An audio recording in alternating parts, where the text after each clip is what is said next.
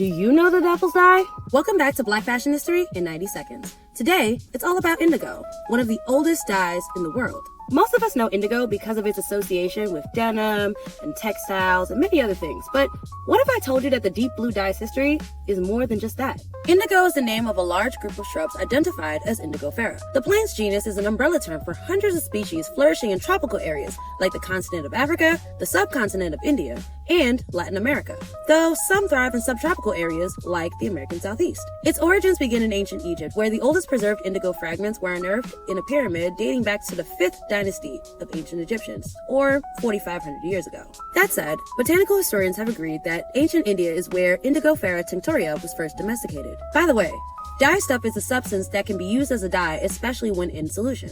Early trade routes like the Silk Road brought the dye to medieval Europe, but they weren't interested just yet. As centuries went on, indigo's plant seeds eventually made their way to West Africa and later the Americas via the transatlantic slave trade. The earliest recorded instance of indigo's arrival in the Americas dates back to around 1670.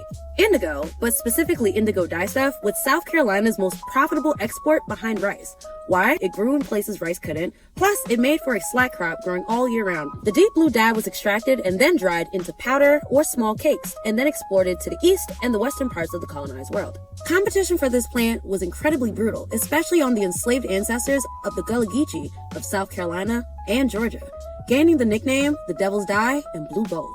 The market prices of indigo increased in both the 1760s and 1770s when no other dye reached such value. But its export hit a standstill with the start of the American Revolution, with an eventual decline by the end of the 18th century. As indigo fell, cotton began to boom.